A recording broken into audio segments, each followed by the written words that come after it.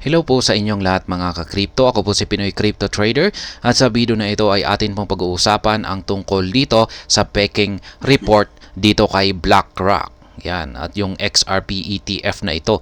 At ito nga yung nag-trigger ng 15% para umakyat ang presyo ni XRP ng $0.74 sa loob ng 2 oras. Yan, peke na fake news. Yan, na nag-a-apply daw si BlackRock ng XRP ETF kasi ayan na nga. Pero kinumpirma ng mga eksperto na hindi po ito totoo. Kaya umakyat din po siya pero nang malaman ng lahat na peke lamang ito ay bumagsak din po siya. Pero ayan, bago po tayo magpatuloy ay nais ko lamang po munang bigyang linaw ang aking disclaimer kung saan ang nilalaman po ng video na ito ay hindi po ito isang financial advice. For education and information purposes lamang po ang layunin nito. Maliban po dito ay nais ko na rin pong magbigay babala na wala pong kahit anumang group chat ang Pinoy Crypto Trader. Ayan, XRP price saw a substantial 15% spike from $0.6516 for a 4-month high of $0.7487 within a 2-hour window following fake reports of a BlackRock XRP ETF. Ayan. Pero yung fake news po ito kasi hindi po totoo na nag-file ng application ang BlackRock ng XRP ETF. Sa ngayon ay yung Bitcoin pa lamang yung talagang application nila. Siyempre, hindi muna sila mag-a-apply ng napakaraming mga cryptocurrencies para sa ETF. Siyempre, uunahin muna nila si Bitcoin. Ayan. Hihintayin muna nila na ma-approve si Bitcoin. Kung pag na-approve siguro si Bitcoin, ay saka po nila dito ipapasok yung iba pang mga cryptocurrencies. Pero yan, meron na rin rin pong application si ETF or si Ethereum. Pero ayos lamang po yan kasi sina Bitcoin at saka si Ethereum ay sila po talaga yung pinakamalaki sa lahat ng mga cryptocurrencies. Kaya yan. Siguro ay mahuhuli po itong si XRP, yung kanyang application. Siguro kapag na-approve na ang Bitcoin ETF. Ayan, claims of BlackRock XRP ETF. The ruckus began last night when a filing in Delaware suggested that asset manager BlackRock was looking to launch an XRP ETF. Several notable media outlets propagated the claim, including the Block, which discussed it in a post on X. Ayan, yung news outlet na sa The Block. Sikat na rin po ito na isang news outlet ng mga cryptos. At yan, isa po sila sa mga naglabas sa balitang ito. Yan, sa fake news na ito. Kaya mukhang marami po ang nabiktima. Yan, maraming bumili. Yan, dahil sa balitang ito. Kaya marami po siguro ang napabili ng maraming XRP token kasi sa pag-aakala na aakyat na naman or magkakaroon ng price surge dahil sa application ng BlackRock na XRP ETF. Pero sa katotohanan ay wala po pala. Hindi po pala ito totoo. Kaya yan, in addition, Bloomberg senior ETF analyst Eric Balchunas also called attention to the claim, giving it more publicity. Balchunas thought it was a genuine after seeing it on a Delaware list of corporations. The circulating claim stirred enthusiasm among market participants. Kaya yan, talagang ikinagulat po ng lahat. At syempre, talagang kung pag nakita mo yan ay mapapabili ka. Kasi talagang yung ganitong uri ng balita ay magkakaroon talaga ito ng positive impact sa market price ng mga crypto. Lalong-lalo na dito kay XRP kasi isa po yung fake news po ay isang XRP ETF na application daw. Pero yun pala ay hindi totoo. Ayan, sabi ni Eric Balchunas dito, BlackRock at it again has filed to register iShares XRP Trust, the precursor to an ETF filing.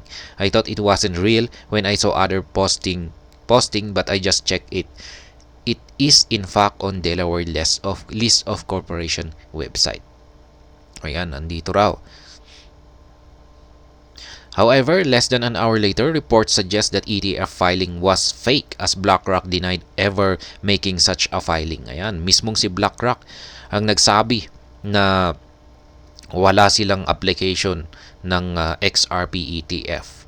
Kaya yan, Balconas in a second post noted that a spokesperson from BlackRock had confirmed that they never filed for an XRP ETF. Nonetheless, BlackRock has not released an official statement as of press time. Ayan, this is false. Confirmed by BlackRock by me. Some wacko must have added using BlackRock executive name, etc. Come on. Ayan, come on man. Yan, yun ang sabi ni Eric Balconas. Yan, kinumpirma na rin po niya mismo kay BlackRock at ito nga ay isa lamang peke. Kaya pagkalipas lamang na 2 oras ay bumagsak rin ang market price ni XRP.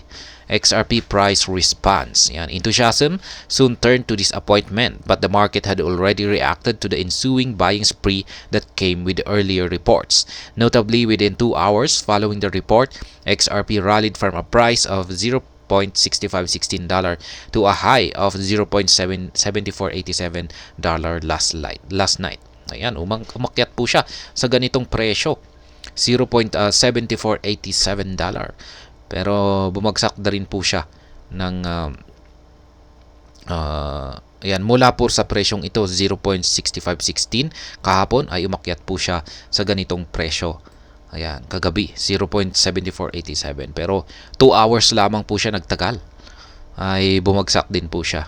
This marks a substantial 14.9% increase in less than 2 hours, demonstrating the potential effect that a genuine XRP ETF could have on the market. Ayan nga.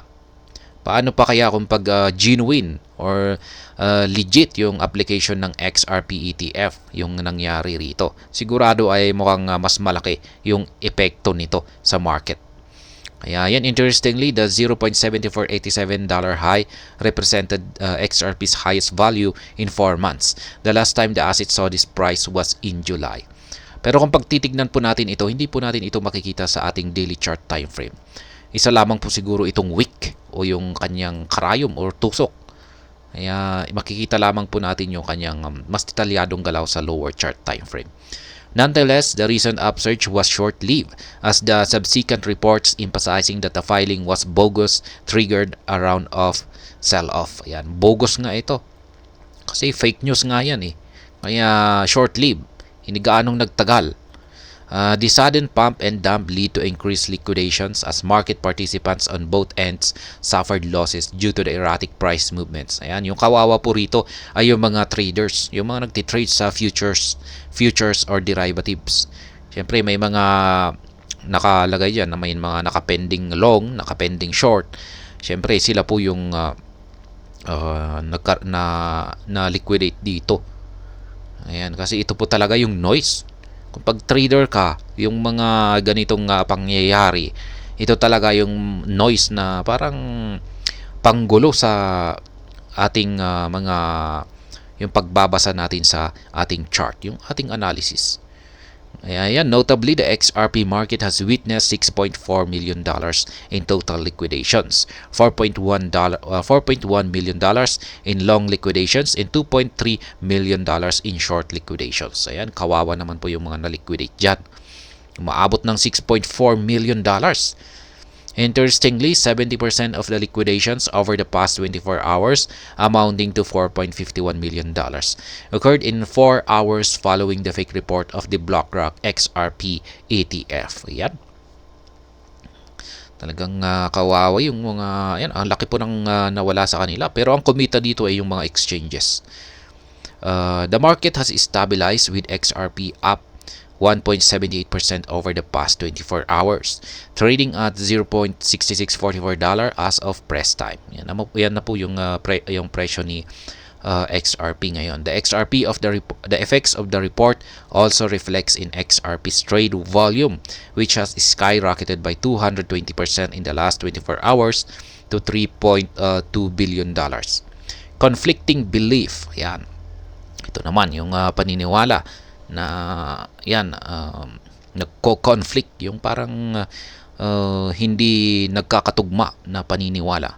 With BlackRock still maintaining public silence on the situation, some community members continue to believe that the filing is genuine. Ayan, may ilang mga community members ng XRP ang naniniwala pa rin hanggang ngayon na legit daw or lihitin mo yung filing ng filing ni BlackRock dito sa XRP ETF. One of the reasons behind this sustained confidence is the fact that the filing is still on the Delaware Integrated Compliance Information System or ICIS website. Yan. Ito raw yung parang nagpapatunay kasi listed daw siya dito kay ICIS, sa website ni ICIS. However, more industry pundits have come up to debunk it. Due to the filing similarity with BlackRock's ETF filing, some proponents suggested that either the ETH ETF and XRP ETF are fake or both of them are real. ETF analyst James Seyffart debunked this notion, stressing that the ETH ETF is real while the XRP ETF is fake. Yan. Ayon po yan sa isang ETF na analyst. Yan. Magaling po yan. Kung pag sinabing analyst ay expert po yan. Siya po ay si James Seyffart at siya po ang nag-debunk or nagbigay ng patunay na legit po ang Ethereum ETF na application. Samantala, peke po kay XRP ETF. Kaya yan po yung aktual na sinabi ni James Seyffart. Lot of people now asking if Ethereum Trust filing was real after seeing the XRP Trust was fake. Kaya yan, marami pong nagdududa kung totoo rin ba kasi yung kung totoo rin na yung application ng ETF or yung Ethereum ETH. Yan, kung totoo rin ba kaya at hindi isang peke na katulad ng XRP. Kaya yan, sinabi po rito ni James Seyffart na legit yung application ni Ethereum pero peke kay XRP. And the recent event would not mark the first time a filing for a fake ETF would make the rounds in the crypto community. In April 2021, an individual impersonated Grayscale to file for financial vehicle on NAMI and Theta, two crypto-focused projects in Delaware. Grayscale CEO Michael Sonnenshein clarified that they were fake. Ayan. Hindi naman daw po ito pala yung kauna-unahang naganap na pangyayari na may kaugnayan dito sa application or filing ng mga peking ETF. Meron pong isang mas nauna na incident noon April 2022. At ito po ay meron daw isang individual na nag-impersonate sa Grayscale na nag-apply ng financial vehicle para sa NAMI at saka Theta. Pero napatunayan po ito ng CEO ng Grayscale na si Michael Sonnenshein na ang mga ito ay peke lamang. Kaya ngayon ay ang natutunan natin dito ay wag po tayong padalos-dalos. Kung pag may lumabas na balita, bagong balita, ay mas maganda muna na hintayin muna natin ito. Or kung hindi talaga kapanipaniwala ay hintayin muna natin ito bago tayo gumawa ng mga pagkilos na hakbang na maaring maglagay sa ating mga funds na ito ay mailagay sa mga risk or ito ay matalo. At ayan, hanggang dito na lamang po tayo sa video na ito. Sana po ay inyong nagustuhan ang aking paliwanag dito. Kung inyo po itong nagustuhan, pag-click lamang po ang like button nito. Para naman po sa mga bago lamang dito, kayo po ay aking inaanyayahan para mag-subscribe. Pag-click na rin po ang bell icon nito dahil ito po ang siyang magsisilbing notification nito sa mga bago kong videos na akin pong ina-upload sa aking YouTube channel na ito. Marami pong salamat sa panonood. Ingat po tayo lagi at God bless po sa ating lahat.